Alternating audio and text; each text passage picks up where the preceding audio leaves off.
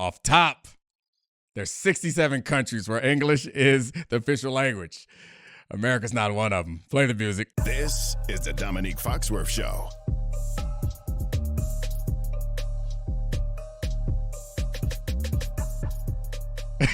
Welcome to the Domonique Foxworth Show, presented by Allstate. Throw your hands up. This is the third time we started the show. Yeah. I don't know if Brian's going to leave it in or not, but had a little rocky start. It's okay. I mean, we all make mistakes, especially the Chiefs. So I'm joined today by Charlie Crabb at the Vanilla Snack and Bill Barnwell, as I am normally on Mondays. So the Chiefs had a get-right game opportunity, we thought, coming off a loss. They were going up against the lowly Panthers, and they pulled off the win.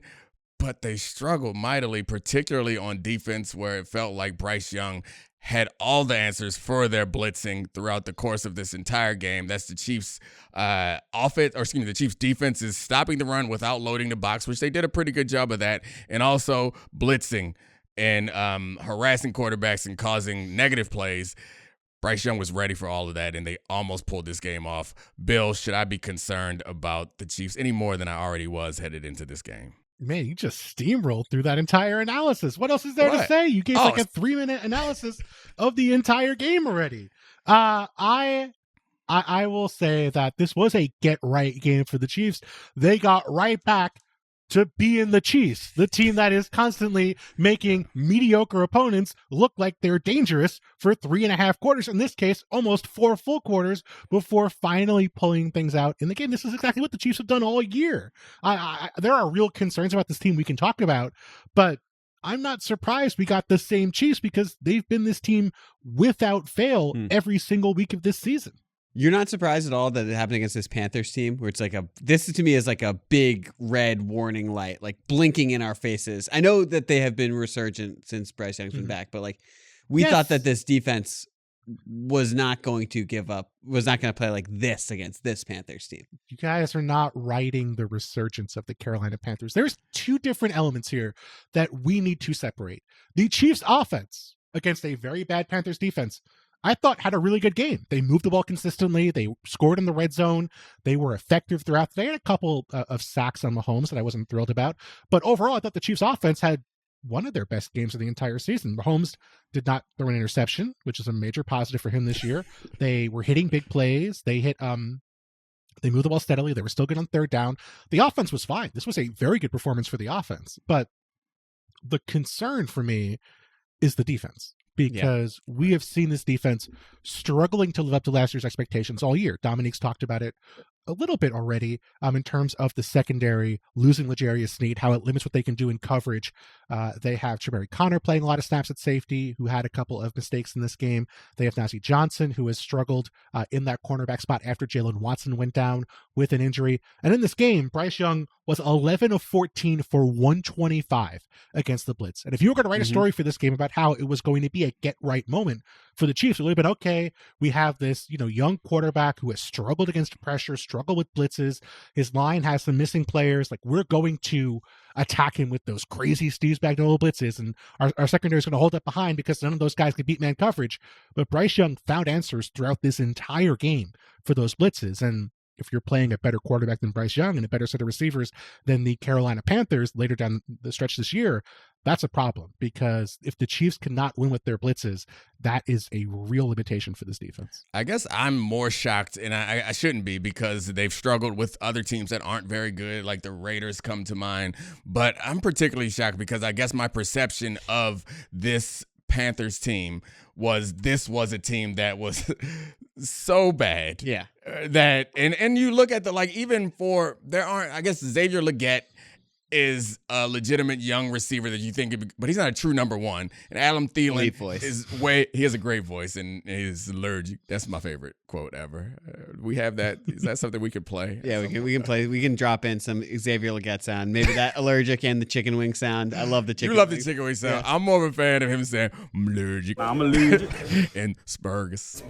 I really distract us. Anyway, you talk about the Panthers offense. Yeah, no, their offense is I'm saying that there aren't a bunch of really impressive weapons that I think should become a problem. Even some of these other teams that aren't as good, they have weapons that I understand that you have to compensate for and can compromise your defense. I think that's what's shocking to me is we've talked about for the past couple of years that the strength of this Chiefs team is their defense, even without L'Jarius Sneed. And in this game, their defense didn't play well. And maybe we can draw some positives from their offense, moving the ball and not turning it over.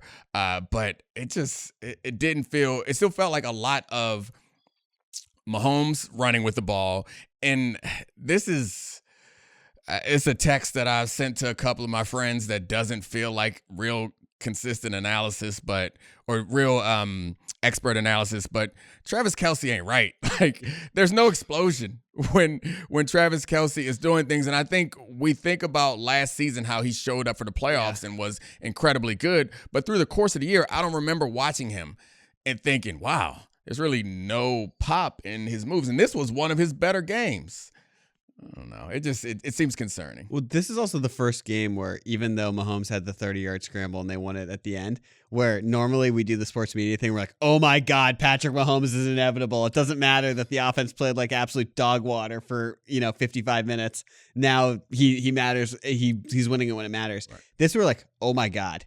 Like, this is a Panthers team that got eviscerated by Marcus Mariota earlier in the season. This is a Chiefs defense that's now given up 325 yards in back-to-back weeks, which they hadn't done once since week 1. And this is a Chiefs defense that's doing it against not Josh Allen, against Bryce Young. They're up 20-9 in the fourth quarter when Bryce Young just kept leading touchdown drives. And this is supposed to be a defense that's going to carry a team to keep you close enough for Mahomes to win it in those leverage moments. Like, let's just have the conversation, because we talk about the Chiefs in an abstract way, and yet, to your point, we all kind of assume it's going to get fixed in January. That by the end of the year, they will have figured things out. They'll have found the right cornerback combination. They'll be healthier. They'll sign some guy like Mike Pennell off the street to help out the pass rush, and they will win the Super Bowl. So, are you guys coming off of that feeling? Do you think I've never been on that? Domonique predicted them to lose in the divisional round this year. I've never been on that. Like, I don't believe it's one of his hot takes. I don't believe that they're going to win the Super Bowl this year. And I know everyone throws it in my face because I didn't believe none of us believed they were going to win it last year. So, yeah, I could be wrong, That's but not true at all. That's a bold-faced lie. I predicted before the year, at the beginning of the postseason, and at the Super Bowl, I predicted the Chiefs would win the Super Bowl. All of us dummies, except for Bill Barnwell, didn't believe that they were going to win last year. That's such a shocking pick. What was your justification for picking them at the beginning of the playoffs? It feels so inconsistent with the things that I know Bill Barnwell believes in. Just the feeling in the locker room. I went to Kansas City and I just walked around, just the feeling in the air. Noted vibes guy, Bill Barnwell. I wanted to stick with my prediction. I did say they were going to beat the Cowboys, so right. I wasn't exactly all the way right with that prediction.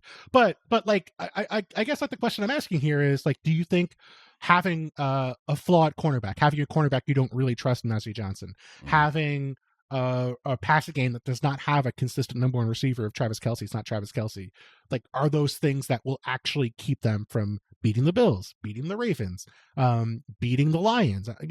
Those are things that I think they can overcome.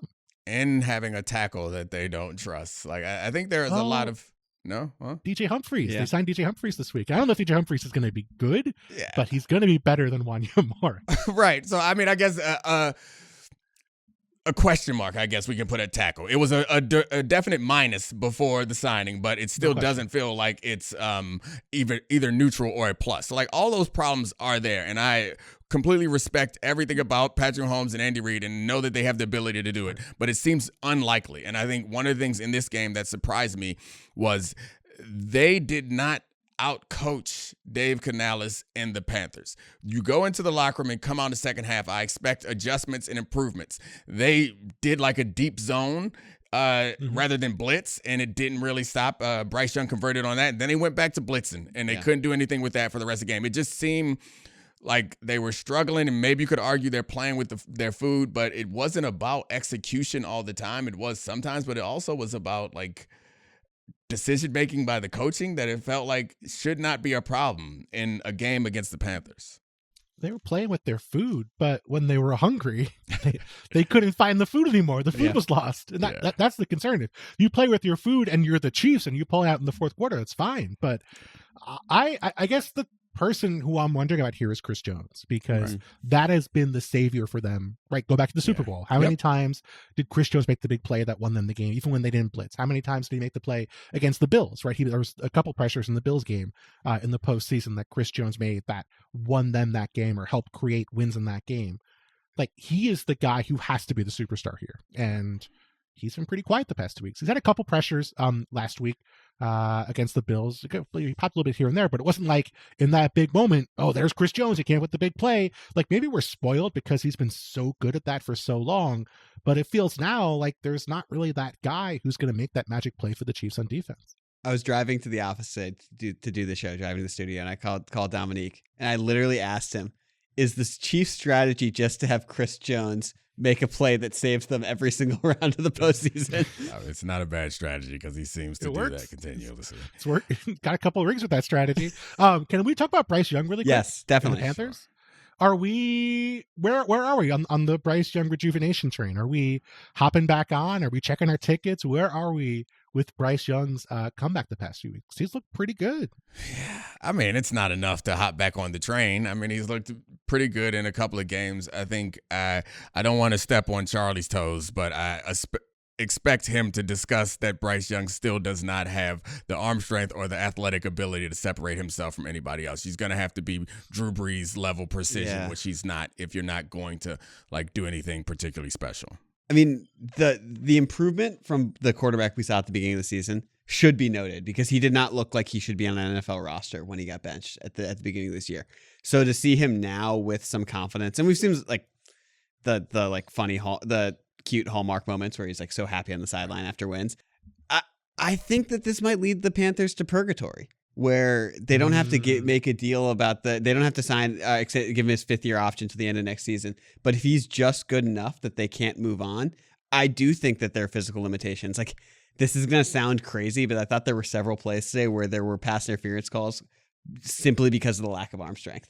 The Chiefs defenders arrived early because of the lack of arm strength. But on the other side, the touch, the athleticism looks much more NFL ready than it did at the start of the year. And like, you know, he's making smart decisions. So like where I am is I'm tepidly optimistic that he could have a Daniel Jones-like career for the Panthers. I mean, he has to do it continuously. Daniel Jones-like career.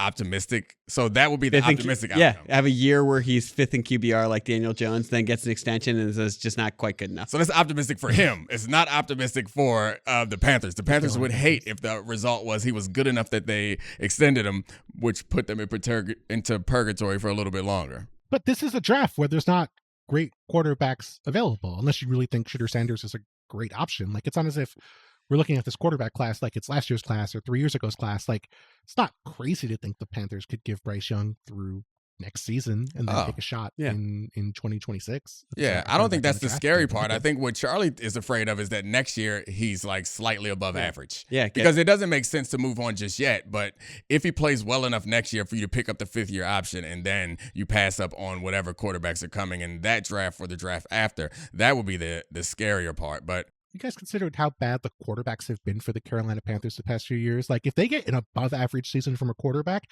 they're going to throw a damn parade. That is how excited they're going to be. Yeah, but don't you kind of just want to know? I don't know. I guess so. The decision making for quarterbacks is always influenced by what's happened most recently. And I think that there is probably some trepidation because of the Daniel Jones situation.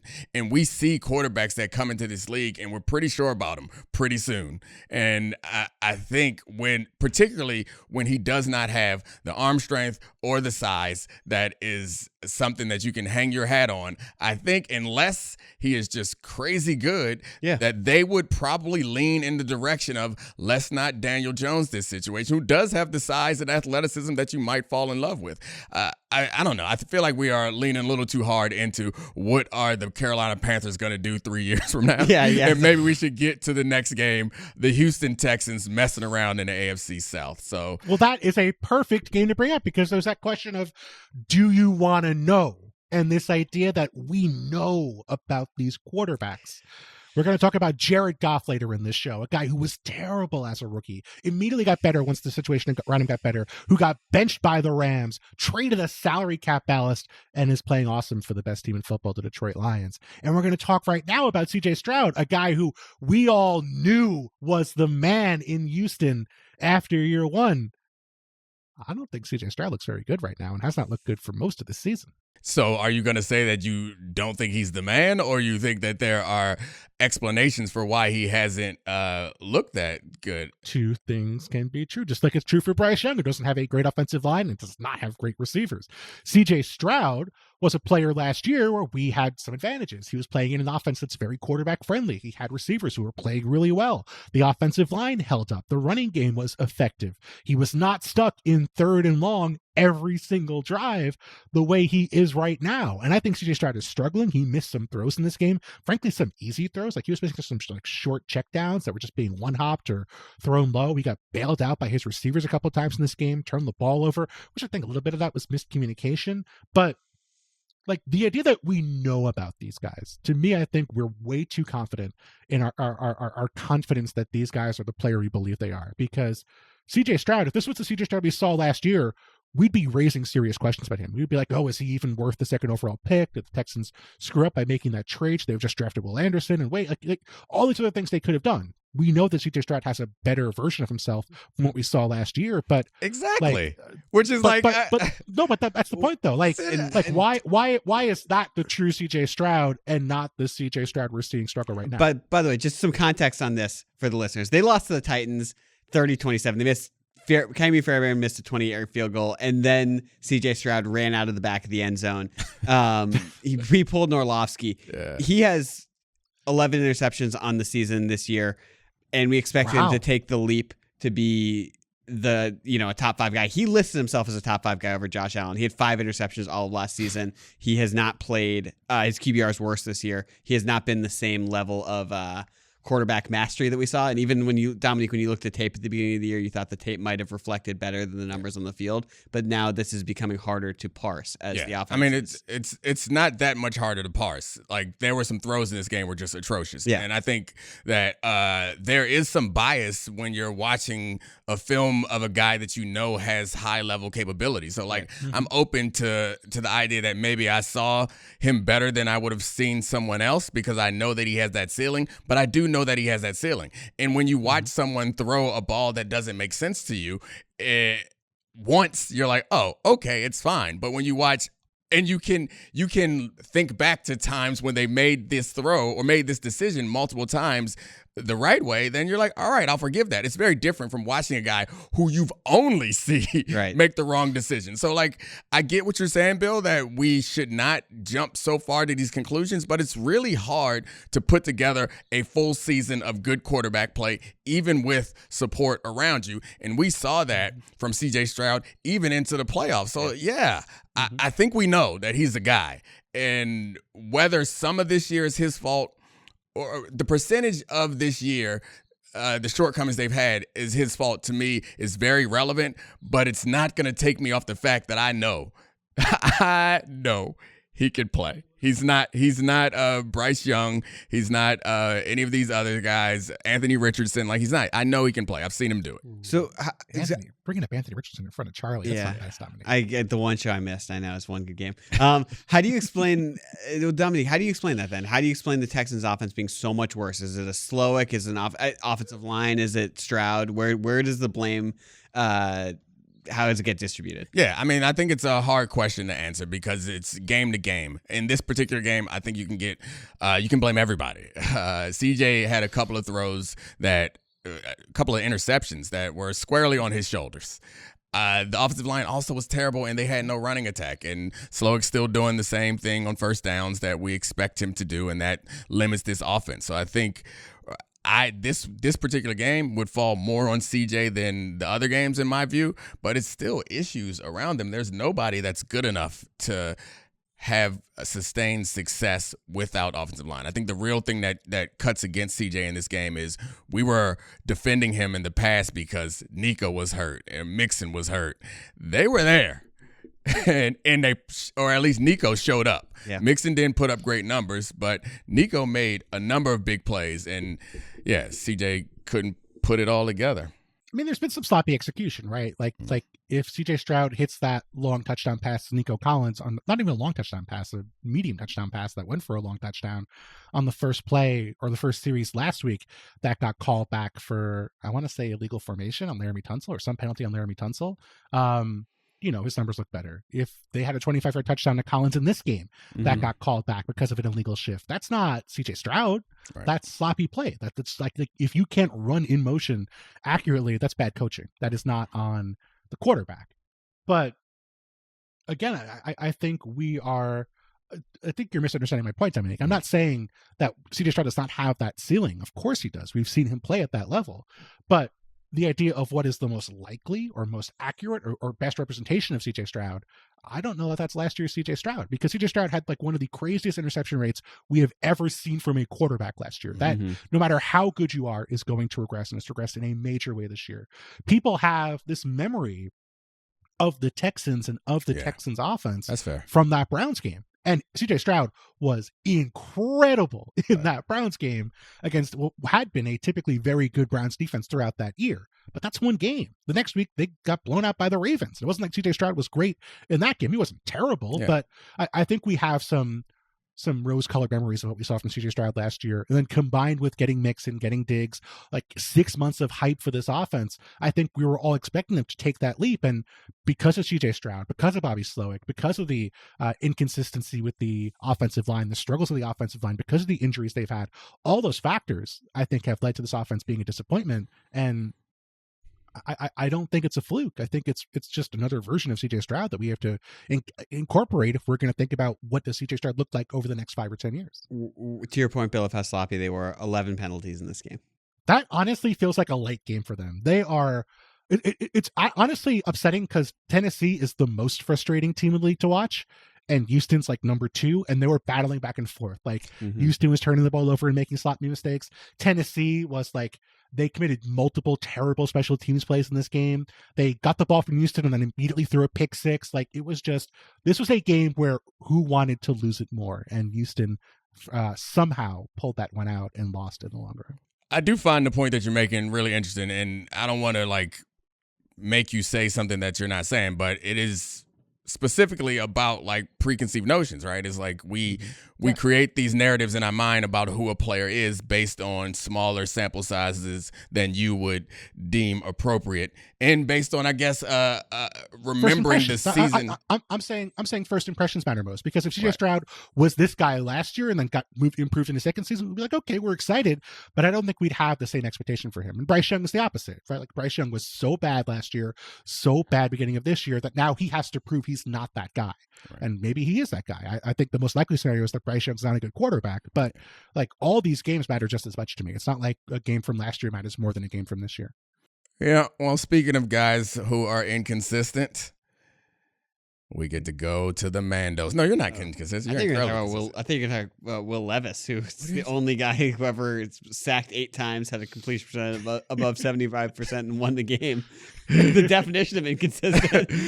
I just don't have a bunch on Will Levis. That's it. That's he all likes mayonnaise. I wanted to get that stat in. It's a good stat. Well done. I was just treading lightly because, Bill, Charlie's broken, man. He's really sad about his Mandos. He's really sad about his Mandos because he loves the Mandos. He became a big fan. I mean, he's been a fan his whole life, but he became a legitimate fan when Jaden Daniels got here and started balling. And now Jaden Daniels and his beloved Cliff Kingsbury have started to fall off, and Charlie's crushed, man.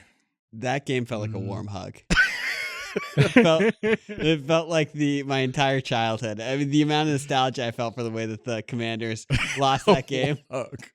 It was spectacular. I mean, was that game devastating because it was a Cowboys team that we thought had quit and had lost 5 games in a row and was starting Cooper Rush, and the way that we lost that game after the Terry McLaurin touchdown, 86-yard touchdown pass to get them within 1 with 21 seconds left, to then miss the extra point, to then kick the onside kick that was idiotically return for a touchdown to give us another chance to then throw an interception. Oh yeah, that happened after the Kevontae Turpin random B button after he dropped the kickoff and returned it for a touchdown and ran it, I don't know, 1,000,000 miles an hour to the house. Was that a new way to lose?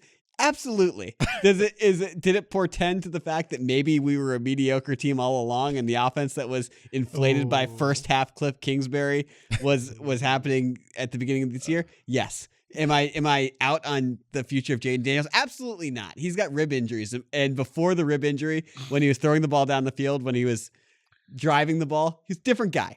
Different guy, pal. When we're converting all those third downs and he was this vertical threat and he was running around out there. You know what? We're limited now. And I'm okay with this. This is about the future. We're building something. This is who I'm with, Bill. Like, this is what I've been dealing with. Is that what you wanted? Is that what you wanted? You've been needling me for hours waiting for it to come out. I'm happy. Just be honest. Be yourself. Dominique's a football nihilist, and he's been needling me to have it come out. And the whole time I was like, I don't care. Whatever, we lost the game. We don't get. They finally needled me until it came out. I just want you to be your true self, Bill. That's all. Everyone wants to be comfortable enough to show their true colors. You're hurt. It's okay to love your team and be hurt when they lose. He's been trying to pretend like, oh, this is what I'm used to. I'm so happy. We lose all the time now. This is such a trap because if I had reacted like that, Dominique would have been like, fans. No, I wouldn't have.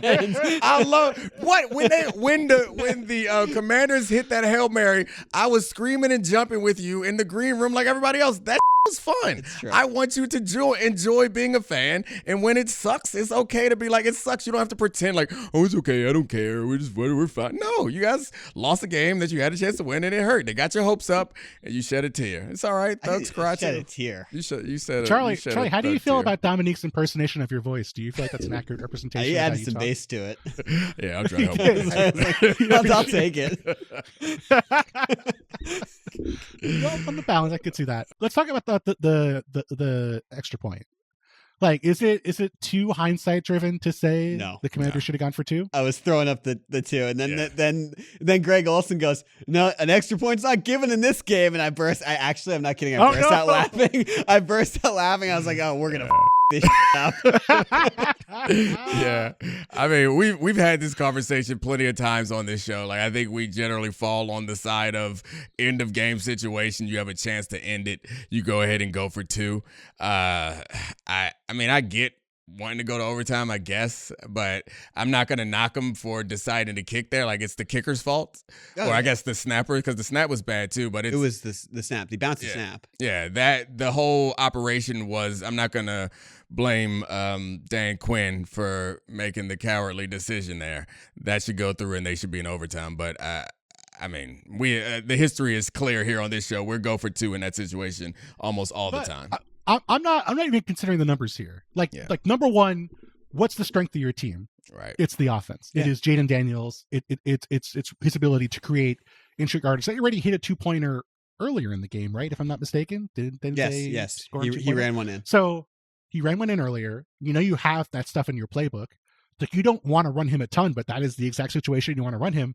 And if we ever want to have that momentum conversation, crowd screaming, everyone is behind you. You've just broken the Cowboys' hearts. They've just been chasing you for 80 yards. It's euphoric on your sideline. Isn't that like the time for the vibes to go for it? Yeah, there's no argument against it, I guess. I mean, the argument against it would be, I know this year on the other side of the field, the probability is low. Yeah, Cooper Rush, the quarterback, but the conversion attempt on 2 points this year is lower than it's been in previous year. And generally, I think this is a lower offensive year than most recent seasons. That would be the best argument against it. I don't buy it, but my guess is Quinn's argument was Washington is the better team, and that's the time you go to overtime. Like they lost a game where they gave up 2 kick returns for a touchdown and missed 2 kicks and an extra point. It's like those are weird things that happen. But to your point about this is like, they got dominated at the line of scrimmage, and they could not drive the ball down the field. And the momentum point, like this, go win it. Like, you have the best player on the field is probably Jaden Daniels in that situation, and having an RPO a guy who can run an RPO at that in the 2-point conversion situation, it's sort of a cheat code. Like, let him go win it in regulation. I know one of the more frustrating things watching that game is watching Jaden Daniels throw perfect a perfect deep ball, but then never be asked to do it again through the course of the game. It's like the best thing that he does. I mean, I think he's an awesome decision maker. Nuts. Yeah, he's an awesome decision maker, but also like his deep ball accuracy is consistently incredible. And it was in this game. I remember Terry McLaurin having one in his hands and not being able to pull it in because the DB had his hand in there. But it was the placement of it was ridiculous, and they just refused to do it anymore. It's a very simple play. You run straight, and I'll throw it, and they wouldn't.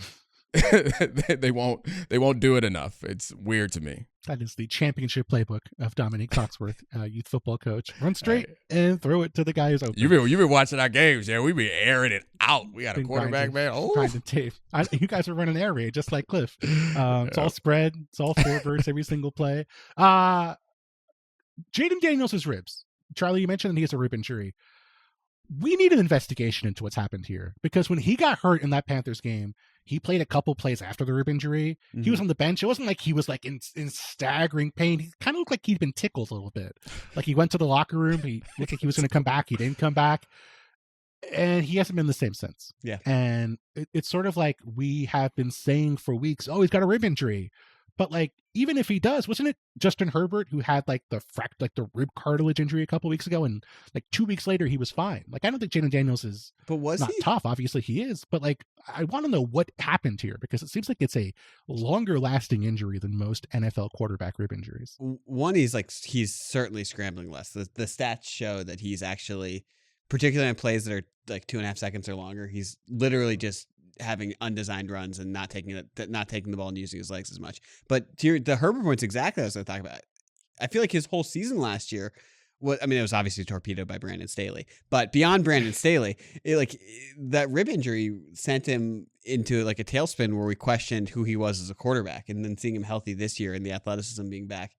I think that's like the exact example where it's like, it's not an injury you see. He's not in a walking boot. He's not in a sling, but it's definitely affecting his play. And I'm sure it also affects decision-making, to your point, the scrambling and the design runs. I think early in the season we talked about how well Jaden Daniels was playing, and I remember watching a couple games wanting to be able to give credit to Cliff Kingsbury, and it's like, no, these plays aren't inventive. These plays aren't unique. Like, this is Jaden Daniels being really advanced. I thought that was really the key to the offense. And if he is limited, then we're starting to see the limitations of this offense. And we all know Cliff Kingsbury this time of year, historically, seems to run out of plays. But okay, hold on. I want to unpack this Cliff Kingsbury theory, because I find it to be like hold on. very flimsy. It's not a theory. First off, decade of evidence. Oh, that's why I want to bring it up. First and foremost, the comparison between first half, second half in NFL and college is total because in the first half of your college season, who are you playing? Bums. You're playing bums. You're not playing your conference schedule. So everyone's going to be better if they coach a major program in the first half of the season than they are in the second half of the season. So the college stuff is total nonsense. Okay. And in the pros, throw out the college. one of the years, Kyler got hurt, tore his ACL. He missed half the year. Okay. Like in the second half of the season. Doesn't that make a big difference? There was 1 year Kyler was really good in the first half of the season. Second half of the year, DeAndre Hopkins was hurt the entire year. Kyler was banged up. The offense struggled. Like, I understand that, like, we're making this case, but like, why would Cliff be worse in the second half of his first year with the Cardinals and then be good in the first half the following year? Like, did teams get the film the second half of that first season and then forget about it? Just a mystery the first half of the following year? Whenever you're ready to take your cape off for Cliff, I could easily explain how those things could be different. Is no, you take it off. All right, put your Cliff cape back in the closet. I got a Cliff cake here. I have a Cliff cake. Cape. I'm excited. It's Cliff cake. It was half Cliff cake. The first half was delicious. The second half, it tasted like it was moldy, but I still ate it because I was hungry. Well done. All right. So, like, I think that there are different skills to being a coach. And of course, while you come into a season with a plan based on the players that you have, that plan has to change. And that's true in the course of a game. I think the point that you're making, I get it. It's like a lot of these years, it's probably unfair to blame Cliff for it. But suggesting that there's no reason why you could end a year poorly, why you would be able to start the next season better, is that doesn't make sense to me, because the time that you spend getting ready for and designing the offense that you have based on the players that you have is much longer than the time that you have from week to week. And I think, honestly, generally, Cliff aside, at this point in the season, we're getting to a point where everyone's tendencies and their strengths and weaknesses are pretty well defined. And I noticed that in the first game that we talked about, the Chiefs-Panthers game. The Panthers were so ready for what the Chiefs were doing defensively. And there requires some other move from there. And to be able to figure out what the next move is, what the next evolution of your offense is going to be without the entire offseason to do it is a different skill. And it may be about the flexibility and versatility of your players, but when it happens with a particular coach a number of times, it could be about the flexibility and versatility of that particular coordinator. All right, but you can get your cape back did on the Did the offense lose this game for the Commanders? No. The special teams lost the game for this Commanders. The defense lost the game for this Commanders. The offense was non-existent for most of the game. This is not fair what you're saying. You're acting like it was a 42-45 blowout. No, this offense... They scored 27 points. Right? Okay, Bill, this is what we're doing now. Some of it was an 82-yard touchdown. I'd like to point out 26 with points. A 0-man 27 rush. would have been enough points. All right, we can put the cape away, and we can go from one rookie quarterback who seems to be headed in not great direction to one who is headed in the right direction. Time, everyone, for the check-in presented by Allstate. Throw your hands up. It's time for the check-in presented by Allstate. Bo Nix played another clean game as the Broncos won. Since October 1st, Bo Nix had 16 touchdowns and 2 interceptions. They have a 5-3 record. Are you starting to believe in Bo Nix and starting to think he could win Rookie of the Year? I don't know, like the Bo Nix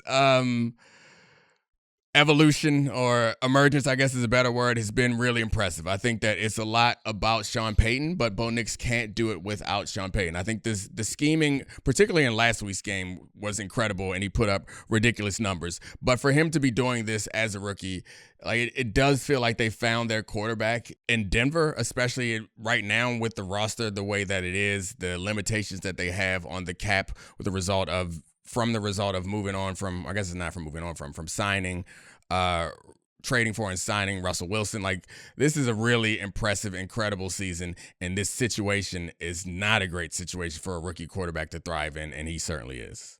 Yeah, I think the positives here are they've built an offense that makes sense for Bo Nix, right? Like, beginning of the year, it was so conservative, the offense. It was all quick game. It was all getting the ball out fast. They didn't trust him, and the passing game was helpless. It was not an effective offense. They were, first half of the year, 22% of Bo Nix's passes turned into first downs. That was right alongside Deshaun Watson for the worst rate in football. And since the Week 7 game, from that point on, 35%. That's 18th. That's league average. That's a major step in the right direction. I think we see him processing well. We see him getting to open receivers quickly. We see him really doing well on the bootleg game. He's great. Had not every week, but a few weeks where he's had big scrambles. So I think teams are a little hesitant to play man against him, which helps because now that means you're dictating more of the coverage. You're going to face more zone coverage as a result. You'll get better looks and have an idea of what you're going to be seeing post snap, which helps if you can sort of have that in your back pocket. The only thing I would say about Bo Nix is this is not exactly the toughest slate of defenses any quarterback has faced during this hot streak. Panthers 32nd in QBR allowed. Falcons 25th.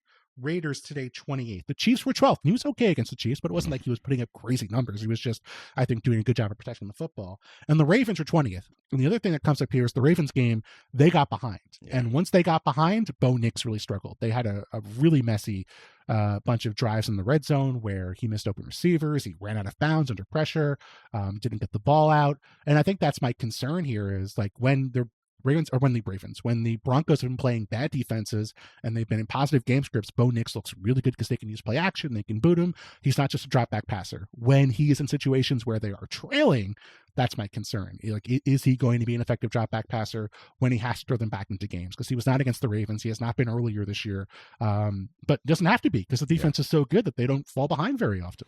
Yeah, I mean, I think this is a common theme when it comes to quarterback development, and I find Bo Nix is an older guy, so it suggests that there's less development to be had, but I'm not sure that I believe that. I kind of feel like the best way to develop a quarterback is the way that they're doing it now, is if you can have success without putting a ton of pressure on him and slowly get to the point where he's a quarterback that can be effective in those drop back situations when all the pressure's on you and you're down by 10 with one quarter to go. Like, it's a really hard thing to do. Most quarterbacks can't do that.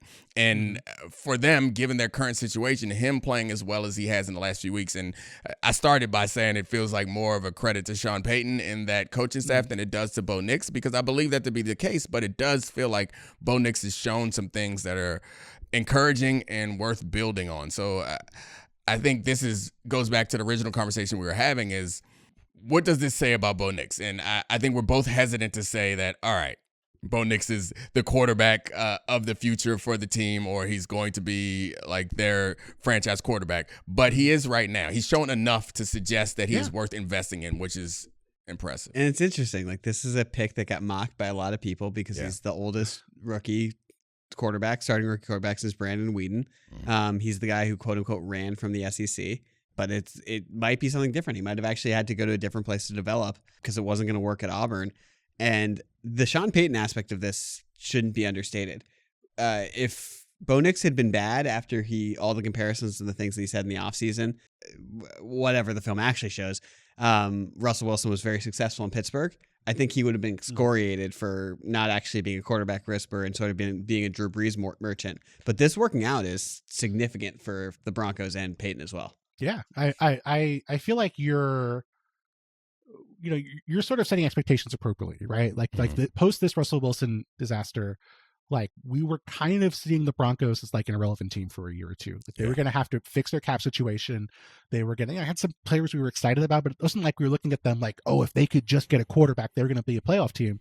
And they're right in the mix right now. They're probably favorites to get into the postseason. I haven't looked at the odds, but given how well their defense is playing, given that Nix has been very solid at the very least the past few weeks, even if we still might have skepticism that he's going to be a top 10 quarterback for an extended period of time, like, if he can just be a solid game manager, the Broncos can make the playoffs. That defense is that good. I don't know if they can run the ball effectively, and that's the one thing holding them back maybe, but if Nix continues to improve, that's all they need. And that, I think, is a real credit to Sean Payton, because, again, who was there a single person who was not a Broncos fan who predicted the Broncos would be in the postseason hunt come December? And we're going to get to that point, and they're going to be there.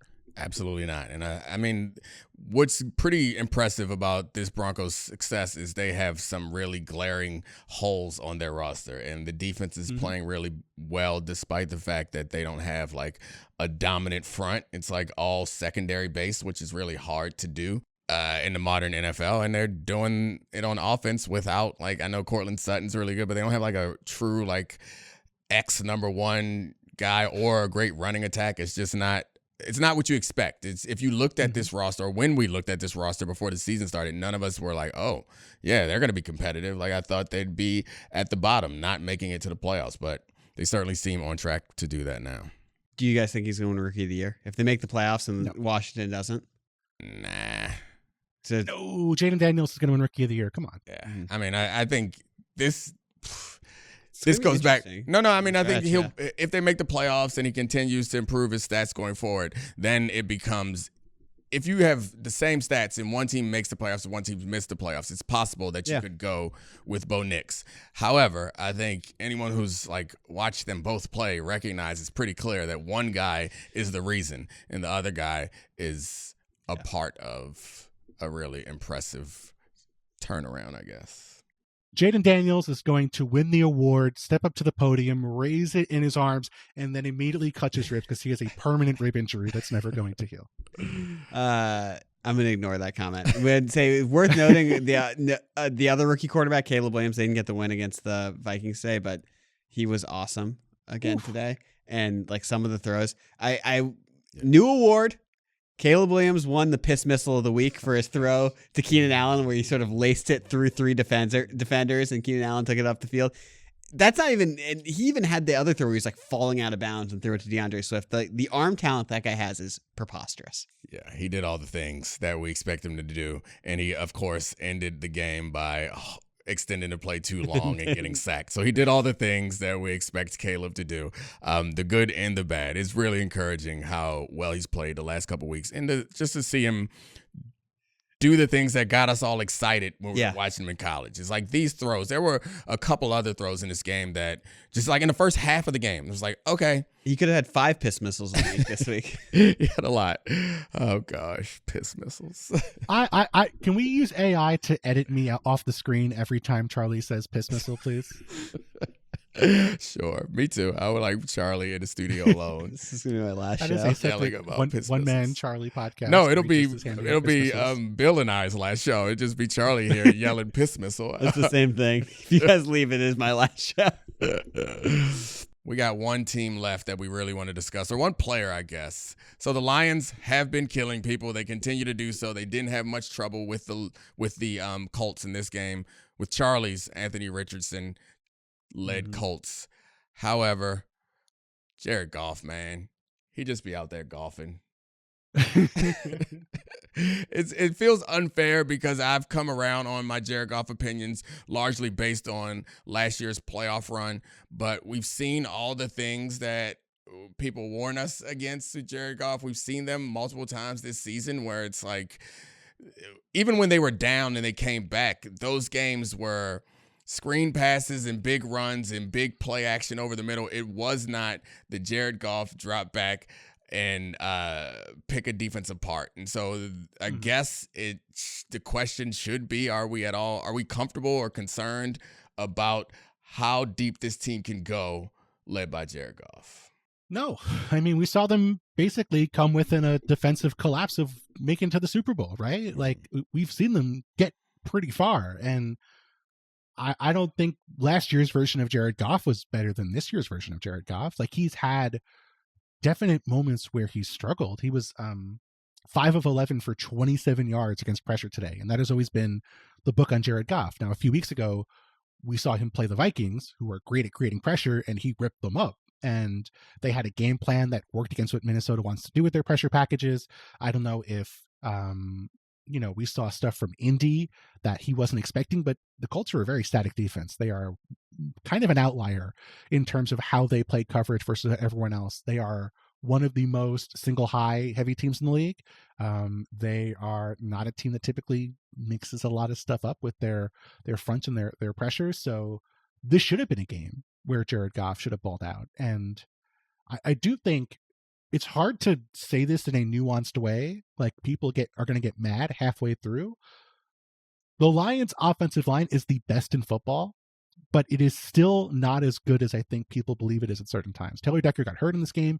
Penei Sewell, a lot of pressure or two. The interior, you can beat them in pass pro a little bit. They're a great run blocking team, and we saw that in this game. But that is, like, there's no great offensive line in football this year, and that has been a problem. Even the best lines have their weaknesses, or their stars are not playing at a star level necessarily. And so that is a way teams can slow down Jared Goff. I know he had great success against the Vikings, but I think that's the exception. I think we can still have that be a weakness for the Detroit Lions. I just don't know if any team is complete enough to take advantage of that and also win the other ways you have to win to beat the Lions. I was very surprised a few weeks ago because I think, to your point, I'd been talking about the Detroit Lions offensive line as if they were as good as they were last year, or as if they were the best offensive line that we've seen in a long time, because they've been really good for quite some time, and we recognize that they run the ball really well. But it's a couple weeks ago against the Texans, and watching that tape was like, oh, the Texans front won that game. Like, they beat the Lions offensive front. Like, the Texas defensive front outplayed the Lions offensive front. Like, Danielle Hunter was giving Penei Sewell the business in a way that you rarely see. And I think that does concern me because of what everyone knows about Jared Goff. And frankly, we say that about Jared Goff. About every quarterback is worse against pressure.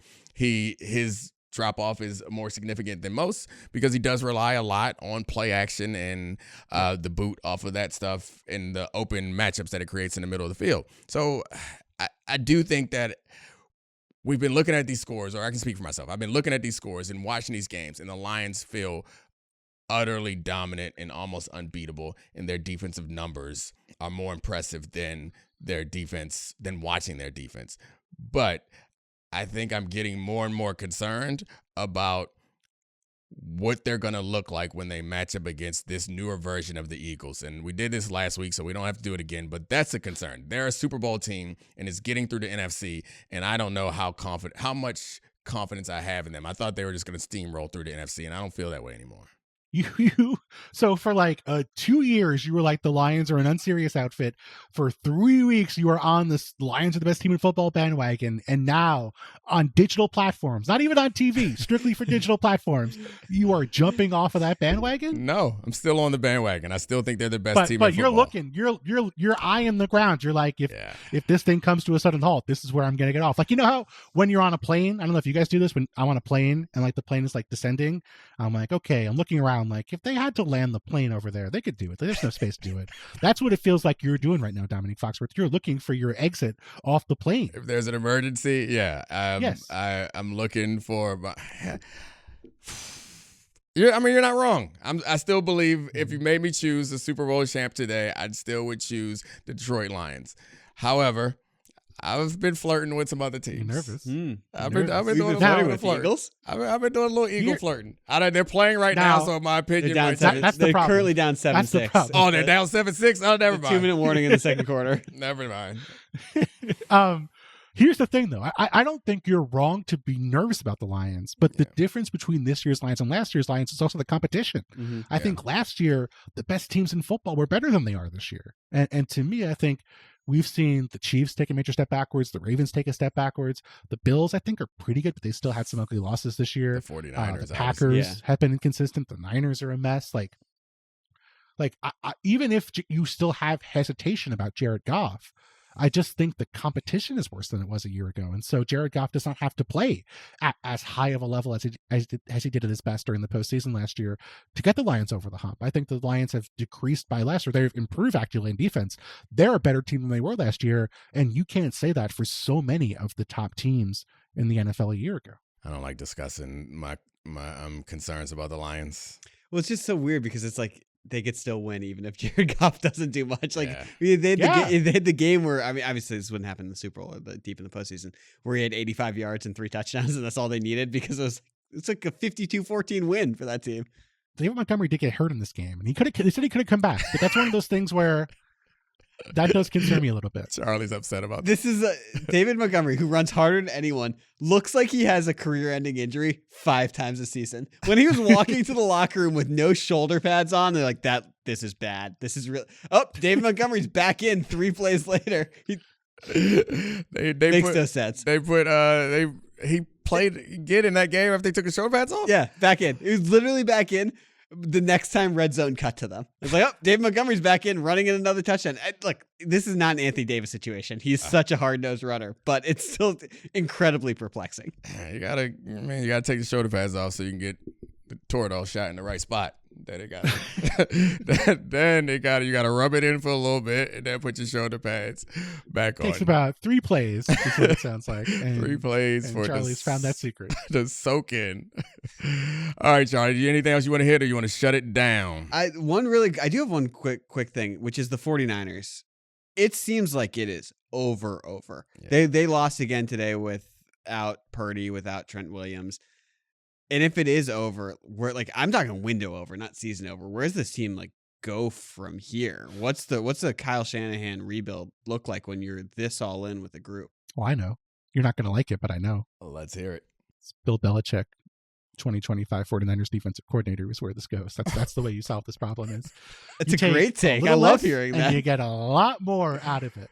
I don't know if he's going to take that job, but certainly they had talked about it last year and it didn't happen, but there's more of a reason to do it this time around. And it's not like this roster is getting better. I mean, they're still missing all those draft picks that we talk about from the Trey Lance trade and the Christian McCaffrey trade. And Brock Purdy is about to get a $59 million a year raise or a $64 million a year raise. That's not going to make things easier. But under any other circumstance, I would say this year is cursed. They have missed so many players to injuries. The guys who are coming back are not playing well. I mean, Christian McCaffrey's averaging 3.5 yards a carry. Jordan Mason's been a better running back than Christian McCaffrey this year by a not inconsiderable margin. And that has to be concerning. But they're a game back in the NFC West. Like, it's not like they're buried in their division. That's the only reason I can't say they're done, because they could get healthy and get hot in December. Nah, they can't. Yeah, I mean, I get what you're saying. They could make the playoffs, but this is not a Super Bowl team, and this is a team that seems like they've been knocking at the Super Bowl door. So them making the playoffs and winning a wild card round is not a successful season for them. I think the optimistic view of this team going forward is that we've seen that lots of teams bounce back more quickly than you expect, and even with roster constraints. I think we spent a lot of the show talking about the Broncos' success, and that is a roster that has some huge constraints on it and managed to find the right guy to lead them forward. The important thing is they have the quarterback. They have that position figured out. They're going to pay him, and that's going to make things slightly tighter, but they've also shown the ability consistently to develop offense around the players that they have, and oftentimes it's players that are not super highly coveted. So whether they're going to be able to do it again, it seems pretty clear that the Shanahans have found ways to create offense in all types of situations. So the real question is how they're going to rebuild this defense, because it's never been like a innovative scheme style of defense. It's we win up front. If only there was a legendary coach and 5 like Pro Bowl caliber players coming back from injury they could add to the roster next year. That'd be nice. I wonder if you're Brock Purdy's agent, did you text John Lynch and Kyle Shanahan like right after the game? Did you wait until like how classy do you want to play it? Like, do you want to be subtle about it? Like, hey guys, tough loss. Oh, by the way, you got to pay my man very soon. You don't have to say nothing. The price is only going up. You don't say anything. You don't say anything. I think the agent's just silence. keeping his fingers crossed that whatever happened on the second MRI is okay. 2 MRIs, never a good sign. Yeah, never. Oh, we couldn't tell what's happened on the first one. Let's get another. Not great. That's pretty scary. Yeah. So, it feels like their season is almost over. They're packing it in, and they got blown out today. I can't believe I am talking with Charlie Kravitz and Domonique Foxworth on the Domonique Foxworth Show, and we are writing off a team that has the Pastronaut on the roster. If they had played him, it'd be a different story. They still have half the year to play him. They still have 6 weeks left. It's not enough. It's not enough. That's actually how exactly much Pastronaut is good. That is like it's like a total shot. You have to take him at exactly the right time to get maximum usage out of him before he wears off. Okay. This is the perfect time. I won't rain on your parade. Shoulder pads off. The Pastronaut is going to lead them to a Super Bowl championship. There is a very good chance that my hyperfixation on a random quarterback is Josh Dobbs at some point in December. Like, Bill is right about that. I love when Charlie gets hyperfixated on things. All right, Bill, thank you so much for joining us. Thank you, Charlie. This has been the Domonique Foxworth Show presented by Allstate. Throw your hands up. Thanks to all the great producers. I love you, Podville. We out. This is the Domonique Foxworth Show.